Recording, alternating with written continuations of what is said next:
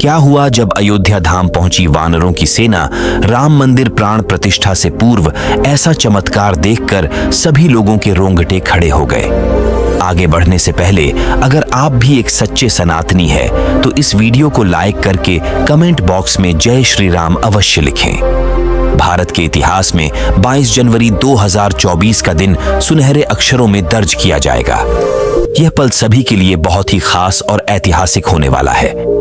सभी राम भक्त इस ऐतिहासिक पल के साक्षी बनेंगे। बता दें, श्री राम जन्मभूमि अयोध्या में 70 एकड़ भूमि पर बने भव्य राम मंदिर में रामलला की मूर्ति की प्राण प्रतिष्ठा 22 जनवरी 2024 को होनी है। इस तारीख का सभी को बेसब्री से इंतजार है। लगातार भक्तों में मंदिर के उद्घाटन की उत्सुकता बढ़ती जा रही है। साथ ही अयोध्या के अलावा भी पूरे देश के कोने कोने में हर्षोल्लास देखने को मिल रहा है। इस भव्य कार्यक्रम की तैयारियां अंतिम दौर में हैं। राम मंदिर की प्राण प्रतिष्ठा का कार्यक्रम हफ्ते भर चलेगा। प्रभु श्री राम ने रामेश्वरम से श्रीलंका तक जाने के लिए राम सेतु का निर्माण किया था। तब उस राम सेतु को बनाने के लिए वानर सेना ने महत्वपूर्ण भूमिका निभाई थी। ऐसा भी कह सकते हैं, बिना वानर सेना के राम सेतु बनना असंभव था। साथ ही साथ अन्य कई पशु पक्षियों ने भी राम सेतु बनाने में अपना अनमोल योगदान दिया था, जिसमें कई गिलहरियां, भालू व गिद्ध पक्षी भी शामिल थे। यानी कि सभी की मेहनत का परिणाम हमें एक मजबूत राम सेतु के तौर पर देखने को मिलता है। इसके बाद प्रभु श्री राम ने रावण का वध किया और पुण्य अयोध्या लौटे। तब धूमधाम से दीपावली का पर्व मनाया गया। लेकिन दोस्तों, वहीं दीपावली का पर्व एक बार फिर से होने जा रहा है, क्योंकि 500 वर्षों का कड़ा संघर्ष अब सफल हो चुका है। 22 जनवरी 2024 को राम मंदिर में राम की प्राण प्रतिष्ठा होने वाली है। हम हिंदुओं के लिए ये बहुत दुखद की बात है कि जीते जी हमारे प्रभु राम लल्ला को तंबू में रहना पड़ा। लेकिन कहते हैं ना, सच्चाई को कितना भी दबाया जाए, एक दिन वह सामने जरूर आती है। अब जैसे जैसे प्राण प्रतिष्ठा का समय नजदीक आ रहा है, वैसे वैसे कई चमत्कार अयोध्या में देखने को मिल रहे हैं। हाल ही में गिद्धों का बहुत बड़ा झुंड अयोध्या में देखा गया है। ऐसा कह रहे हैं, ये गिद्ध कई सालों पहले विलुप्त हो चुके थे, लेकिन अचानक से इन गिद्धों का सामने आना रामायण से जुड़ा बहुत बड़ा चमत्कार बताया जा रहा है। साथ ही साथ अयोध्या के लोग इन्हें जटायु का वंशज बता रहे हैं और उनकी पूजा कर रहे हैं। लेकिन दोस्तों, अयोध्या राम मंदिर के आसपास वानरों को भी बड़ी संख्या में देखा जा रहा है। आज से पहले इतने वानर इस क्षेत्र में कभी नहीं दिखाई दिए। लेकिन जैसे जैसे प्राण प्रतिष्ठा का समय नजदीक आ रहा है, सैकड़ों के झुंड में वानर राम मंदिर पहुंच रहे हैं। हनुमान जी को भी वानर का ही रूप कहा जाता है। साथ ही साथ लंका पर विजय हासिल करने के लिए प्रभु श्री राम का साथ भी वानर सेना ने ही दिया था। यानी कि राम जी का वानरों के साथ सीधा संबंध है। जब उनकी मुलाकात सुग्रीव के साथ हुई, तब उन्हें एक नई दिशा मिली। एक नई सेना में लंका पर विजय पाने का एक हौसला मिला। अगर यह वानर नहीं होते तो लंका पर विजय पाना मुश्किल था। लेकिन दोस्तों, अब जब एक बार पुण्य श्री राम अपने धाम लौट रहे हैं, तो उनके साथ कई वानर भी अयोध्या नगरी में आते दिखाई दे रहे हैं। हाल ही में लाल मुंह के वानरों के कई झुंड अयोध्या राम मंदिर के आसपास देखे गए हैं। साथ ही साथ कुछ भालू भी, जिन्हें जामवंत का रूप कहा जा रहा है, वह अचानक से इस क्षेत्र में पाए गए हैं। दिन प्रतिदिन अयोध्या में काफी चमत्कार भी आच रहे हैं। ऐसे पात्र जिनका संबंध रामायण के साथ जुड़ा हुआ है, जब वह एक एक करके सामने आ रहे हैं, तो सभी लोग बड़े हैरान हैं। भगवान राम और रावण के बीच लंका में जो जबरदस्त युद्ध हुआ, उसमें एक और थी बाल शैलियों से भरी रावण की सेना, जिससे बहुत ताकतवर माना जाता था। दूसरी ओर राम के पास एक ऐसी सेना थी जिसने इससे पहले शायद ऐसा कोई युद्ध नहीं लड़ा था। युद्ध में वह पारंगत भी नहीं थी। ये वानर सैनिकों वाली सेना थी। रावण ने पहले इस सेना की हंसी उड़ाई, फिर राम की वानर सेना से दुश्मन के छक्के छुड़ा दिए। ये युद्ध जीता, लेकिन इस शानदार विजय के बाद वानर सेना का क्या हुआ, ये किसी को नहीं मालूम। भगवान राम जब युद्ध करने के लिए लंका पहुंचे, उन्होंने रावण की मजबूत सेना के खिलाफ युद्ध शुरू किया, तो उनकी सेना में केवल वानर थे। इस सेना को राम और लक्ष्मण ने मोटे तौर पर दीक्षित किया। युद्ध में जीत के बाद यह लंबी चौड़ी सेना कहां चली गई? वाल्मीकि रामायण के अनुसार श्री राम रावण युद्ध में वानर सेना की महत्वपूर्ण भूमिका थी। सवाल यह है कि जब श्री राम ने युद्ध जीत लिया, वह इसके बाद अयोध्या आ गए, तो वानर सेना का क्या हुआ? इस वानर सेना का नेतृत्व करने वाले उस समय के महान योद्धा सुग्रीव और अंगद का क्या हुआ? वीडियो को अंत तक देखते रहिए। आगे बड़े रहस्य से पर्दा उठने वाला है कि आखिर राम रावण के युद्ध के बाद वानर सेना का क्या हुआ। आज जो अयोध्या में वानर सेना दिखाई दे रही है, क्या इनका संबंध रामायण के साथ जुड़ा हुआ है? लेकिन पहले जान लेते हैं राम मंदिर का महत्वपूर्ण इतिहास। पौराणिक मान्यताओं के अनुसार उज्जैनी के राजा विक्रमादित्य जब यहाँ आखेट करने आए तो उन्हें उजाड़ भूमि पर कुछ चमत्कार दिखाई देने लगे। खोज की तो पता चला कि ये श्री राम की अवैध भूमि है। इसके बाद उन्होंने यहाँ श्री राम के भव्य मंदिर का निर्माण कराया, जिसमें काले रंग की कसौटी पत्थर वाले चौथे स्तंभ थे। समय समय पर यहाँ राजाओं मंदिर की देखभाल की, लेकिन 14वीं शताब्दी में जब भारत में मुगलों का शासन हुआ तो श्री राम जन्मभूमि को नष्ट कर वहां बाबरी मस्जिद बना दी गई। 1525 में राम जन्मभूमि मंदिर को बाबर के सेनापति मीर बांकी ने ध्वस्त करवाया था। बाबरी मस्जिद की 3 गुंबद थी, जिसके बाहरी हिस्से में एक चबूतरे में श्री राम के बाल स्वरूप की पूजा होती थी। इसे राम चबूतरा कहते थे। लेकिन 1929 में बाबरी मस्जिद के मुख्य गुंबद के ठीक नीचे वही मूर्ति निकली जो सदियों से राम चबूतरे पर विराजमान थी। बाबरी मस्जिद और राम जन्मभूमि मंदिर पर सालों चले विवाद के बाद आखिरकार श्री राम की अपनी जन्मस्थली पर प्राण प्रतिष्ठा हो रही है। राम मंदिर के लिए कुल 87 एकड़ जमीन है, जिसे 2 एक दिन में मंदिर बन रहा है। पहले मंदिर के मुख्य शिखर की ऊंचाई 128 फीट थी, अब ये 160 फीट होगी।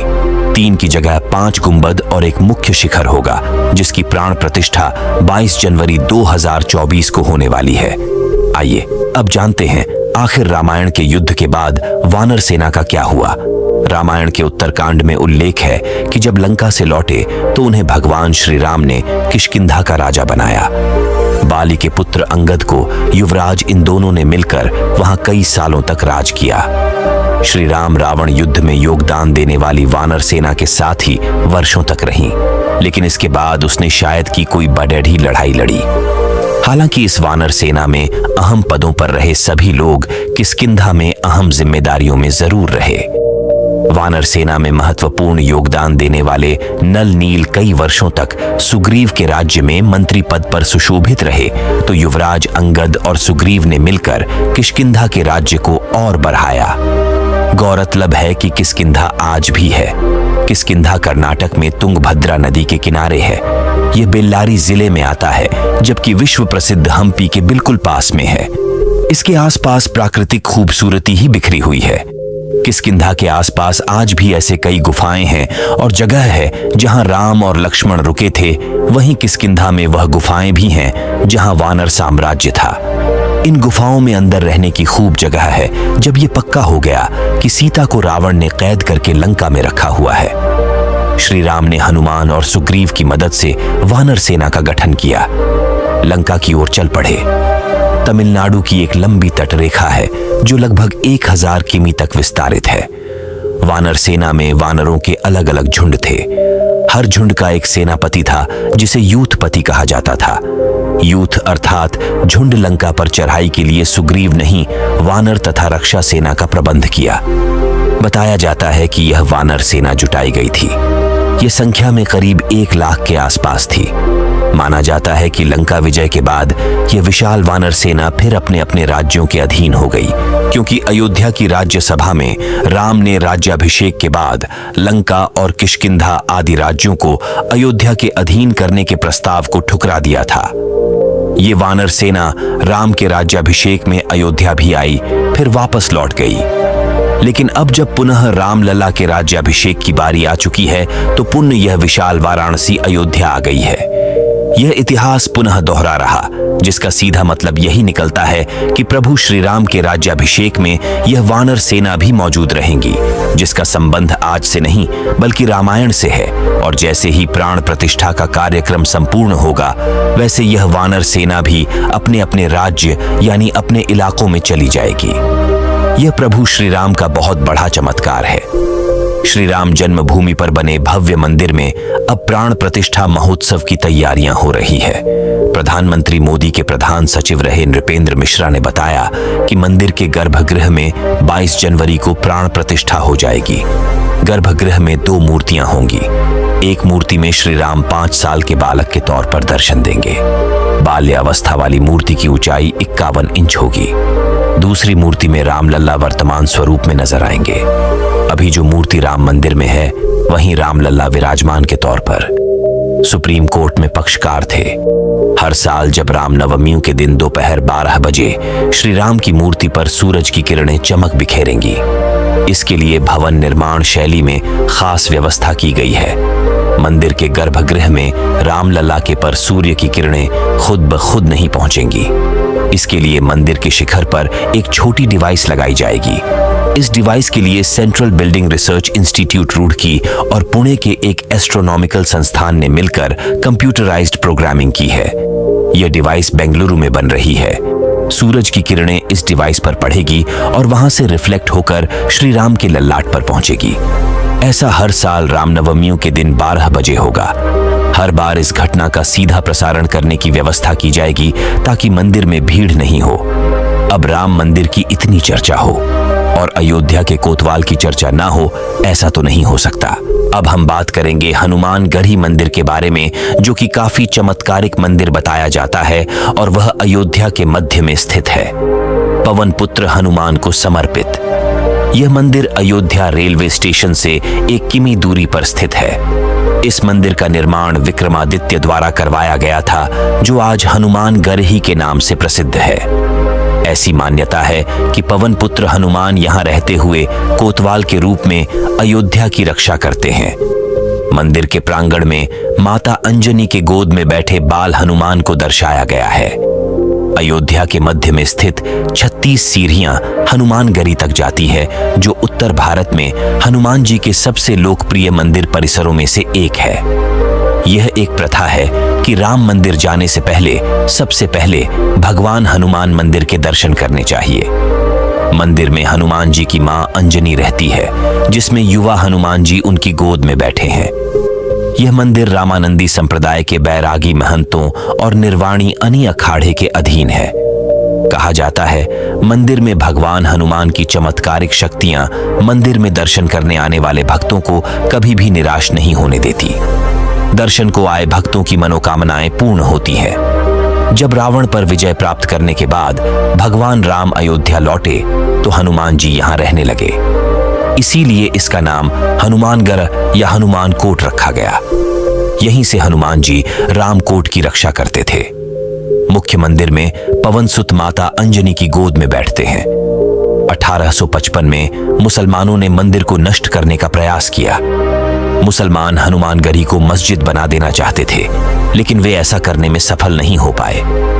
इतिहासकार सर्वपल्ली गोपाल ने कहा है कि 1855 का विवाद बाबरी मस्जिद राम मंदिर स्थल के लिए नहीं, बल्कि हनुमान गढ़ी मंदिर के लिए मुसलमानों और रामानंदी बैरागियों के बीच हुआ था। कहा जाता है नवाब सिराजुद्दौला को एक गंभीर बीमारी हो गई थी। उसका बचना लगभग नामुमकिन था। नवाब यहाँ पूजा अर्चना करने वाले बाबा अभय रामदास जी के पास आया। बाबा ने भगवान हनुमान जी से नवाब की अर्जी लगाई। तब नवाब को हनुमान जी से प्रार्थना करने को कहा। नवाब ने भगवान हनुमान जी से प्रार्थना की और नवाब चमत्कारिक रूप से स्वस्थ हो गया। उसके बाद स्वामी अभय रामदास जी के निर्देश में सिराजुद्दौला ने इस मंदिर का पुनर्निर्माण कराया। राम का इतिहास सदियों पुराना रहा है और अब जो प्राण प्रतिष्ठा होने वाली है वह बरसों के संघर्ष का नतीजा है।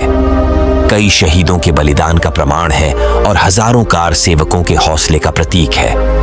आशा करते हैं आज की वीडियो से आपको जबरदस्त ज्ञान की प्राप्ति हुई होगी। अगर आपको भी वीडियो पसंद आई है तो आप लाइक जरूर करें और कमेंट में जय श्री राम लिखें और हमें सपोर्ट दिखाने के लिए इस चैनल डुग्गू स्टोरीज ज्ञान को सब्सक्राइब करें।